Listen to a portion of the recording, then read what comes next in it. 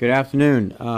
Today, the Senate Armed Services Committee announced the details of the committee's markup for the National Defense Authorization Act for the fiscal year 2016. And first, let me commend and thank Chairman McCain for his leadership on the bill. He provided the thoughtful, fair consideration of very difficult topics. And because of his efforts and the collaboration on the committee of all of its members, we were able to do things that I think are very important. Strengthening our military capability and capacity and readiness.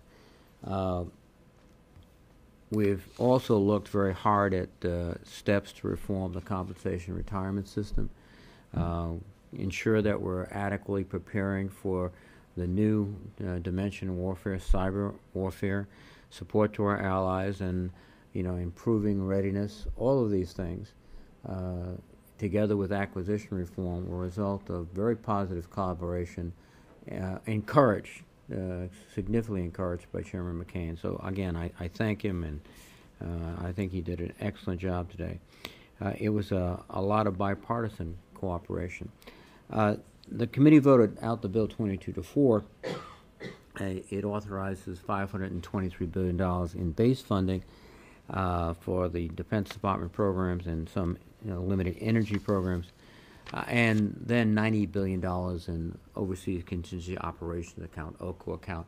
And here is where I think we had to make a very important point.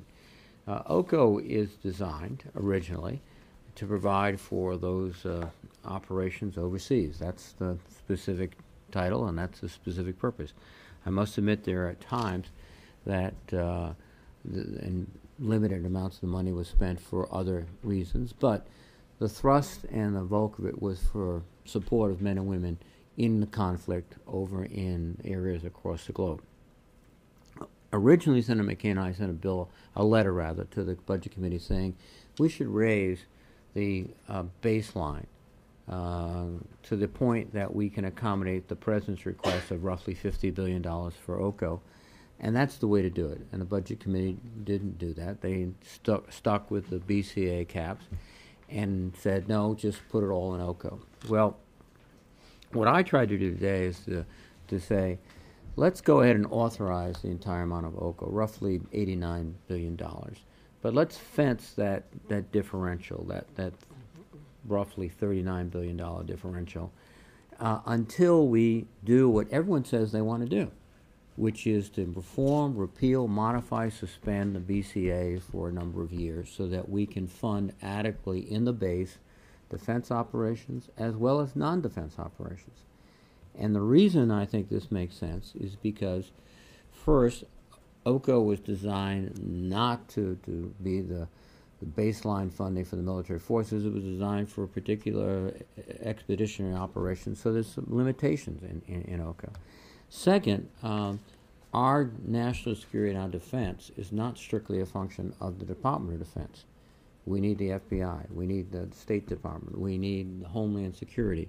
So to simply sort of put more money into OCO, but in effect at this point, not also look at the non-defense spending is, I think, missing the point about national security. I want to emphasize again, though, that my amendment would have fully recognized the need for these resources, which the President has asked for and which we have provided, but it would have done, I think, a sort of truth in budgeting and put it in the base and that add the OCO for the OCO rationale, which is overseas operation. And that's the point at which we disagreed. I don't think the disagreement was based on the goal, the objective. It was more or less, this should be done someplace else. This should be done in appropriations, etc. My view is we don't start now, we're never going to get this process going. If we don't, have some leverage to spur discussion, to spur real action, then the danger would be that over time this simply would happen. The status quo would be maintained, and we would find ourselves, I think, in an untenable position, and untenable for the military too. I mean, OCO funding is year-to-year funding, but we know we can't continue some of these operations based on just a year's effort. This has to be multi-year planning. multi-year programs, multi-year everything. That's why it argues so much for the base.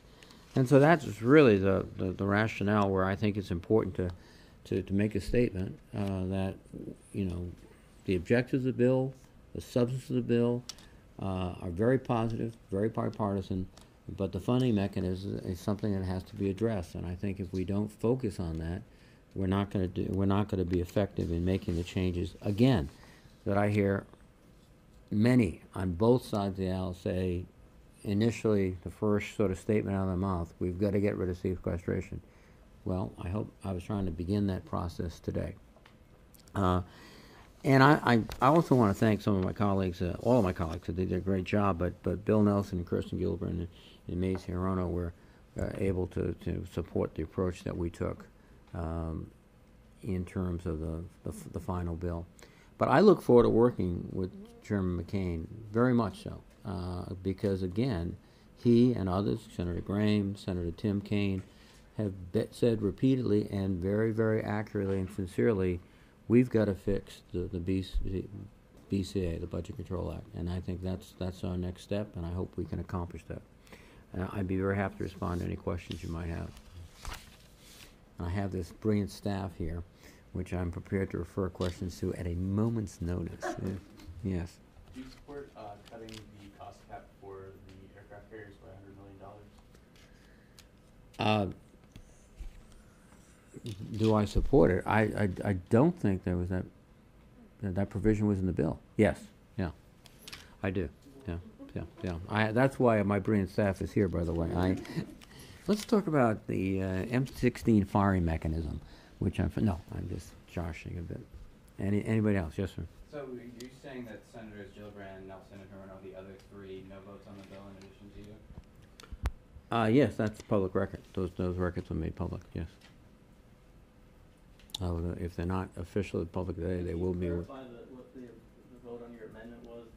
No, I think it's important to note that my amendment was supported by all the Democrats and opposed by all of my colleagues on the other side. So the notion of, you know, trying to first fully authorize what was necessary, but fence it basically until we made the appropriate changes in the Budget Control Act was supported by all of my colleagues on the Democratic side. And it's a position I think that we will garner the comprehensive report in the Democratic caucus. And we need the right format and the right forum to do that. Again, you know, the amendment, I think it probably deserves just to describe in detail.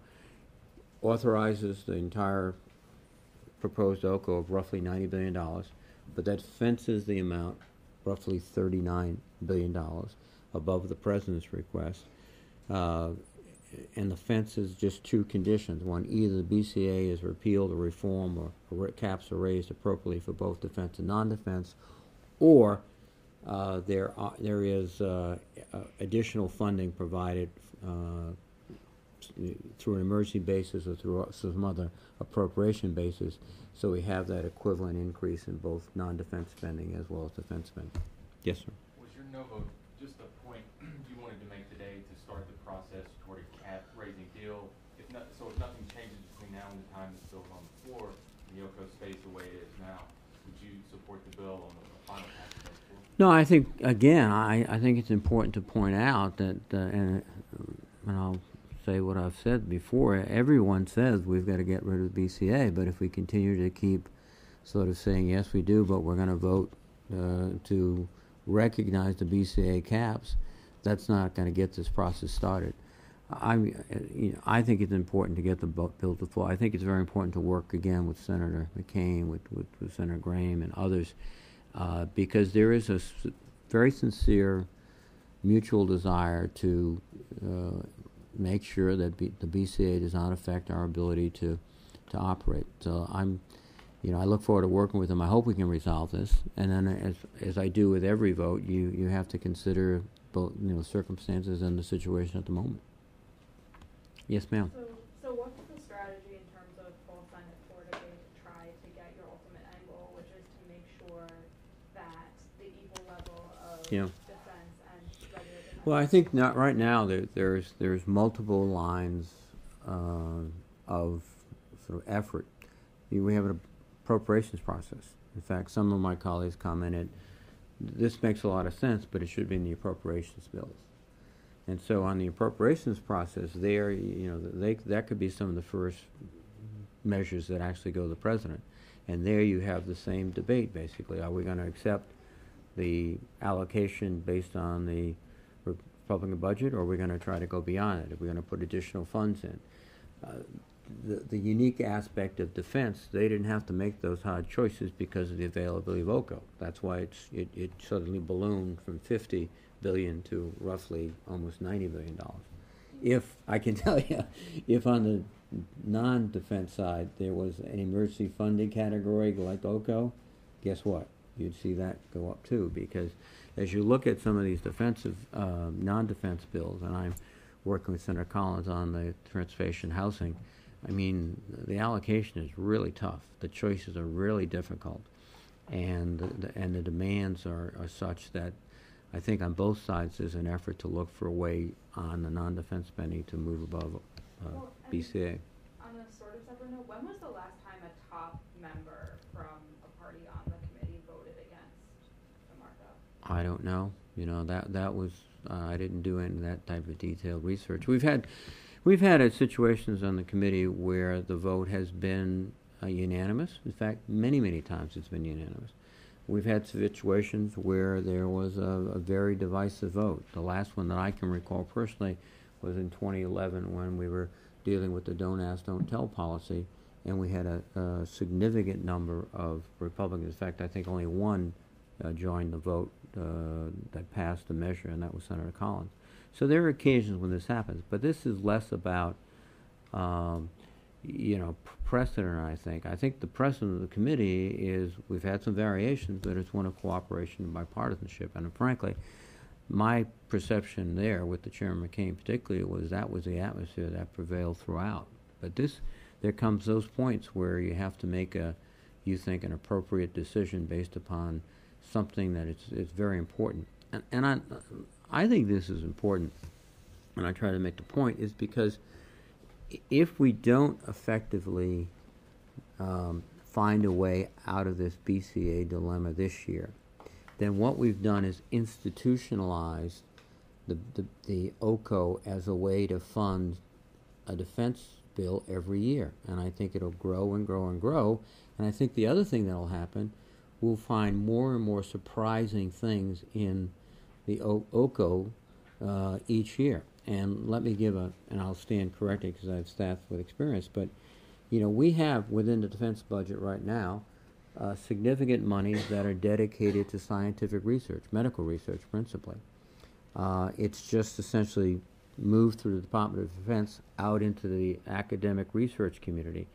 And that happened because under Graham Rudman back in the late 80s and 90s, there were caps on domestic discretionary spending.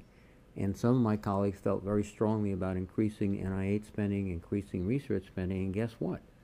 That now became a category of defense spending, and it still is. And so some of the things where I'm concerned about is if this is not fixed promptly, we're going to get into the habit of relying upon OCO funds. They're going to get more and more each year, and you're going to find more items that look less and less like an overseas contingency support and more like, well, we've got to spend it, and this is the only place where the money can be made available.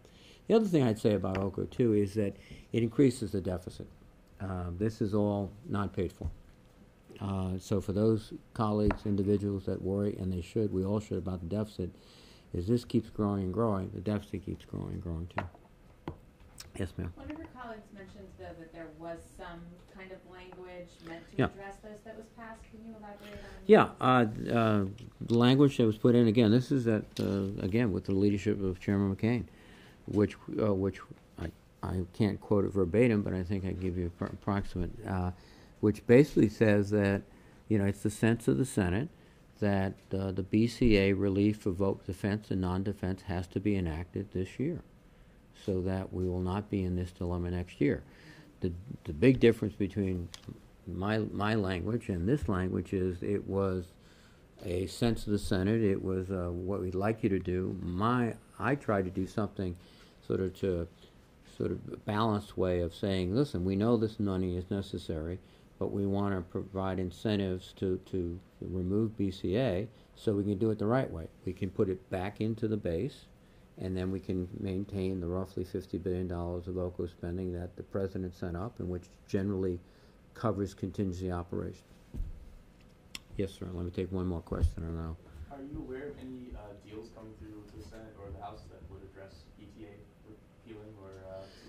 Well, I'm not aware of any. Again, this is one of the reasons why I think it's important today to just say we've got to get this done. I mean, frankly, you've all heard people on both sides say with great sincerity, we've got to get rid of the Budget Control Act because it is hampering our ability to respond to so many different issues, defense and non-defense. But to date, we haven't seen the kind of the nucleus of a plan, and I hope we can start doing that. Yes, sir. I'll violate. Guantanamo provisions, and is the measure that was put in there from Senator McCain something you're supporting? Yeah, I hope Senator McCain mentioned it previously, because again, this is another example of the very thoughtful and very cooperative and bipartisan approach he took. We had two measures. Senator Manchin was sponsoring one, Senator McCain was sponsoring the other. We were able to sit down and collectively bring them together in a collaborative way, which would allow, and very importantly, for a report by the President about the process of reducing the population at Guantanamo, and that report would be subject to approval by the Congress, and with the approval of the Congress, the process could begin. And I think, given all the different points of view and perspectives, it was a very balanced and a fair approach to dealing with an issue. And again, it probably wouldn't have happened without Senator McCain's leadership and a collaborative effort by both sides. So that was, I think, if you want to characterize kind of the tone, the tenor, and the process and the progress of the committee, it was that type of work, collaborative and bipartisan. Yes, ma'am. Do you hope that language could survive, or that even if the President were to submit such a report, that it could get approval from the Congress? Well, I think the first issue is the report the President sends up. I think I think the Congress has to look at that and make judgments. But for a long time, one of the most reflexive sort of answers of why there is opposition to closing or reducing the population was, well, the President hasn't sent a report up yet. He hasn't sent the plan up yet. So I think that has to be done. And then I think, and I hope, that plan is fairly evaluated, and that it is, if it's appropriate, you've got to watch it, look at it first, that it's approved, and then we can get on with closure. There is a consensus, I think, a bipartisan consensus, that the facility should be closed. And the question is, how do you do it? And we hope we provided our pathway to do it. Yes, sir. So One more. I came in late. Did you field an F-35 question yet? An F-35 question. Did you field a question? I haven't failed in an F-35 Have question. you been asking? No. All right. You added 6 F-35s in the bill. This committee's had a history of tough love on the program for the last decade or so. Do we interpret this adding the 6 as that there's a consensus on the committee? This program seems to have turned a corner, or it seems to have righted a lot of its issues. Let me. Commandant asked for 6 more on his unfunded priority list. Excuse me. The Commandant asked for 6 more. These are F-35 Bravos, the Right. the vertical lift, and the Commandant asked for them, and we were able, I think, to support his request. But we understand that this is a very technically challenging program. 3 different versions, 3 different sort of dimensions you have to respond to. So I think this is more or less a respond to the specific needs of the Marine Corps than to say this is we're all completely satisfied with the performance of all the aircraft and all the systems. Thanks. Thank you. Thanks very much. Take care.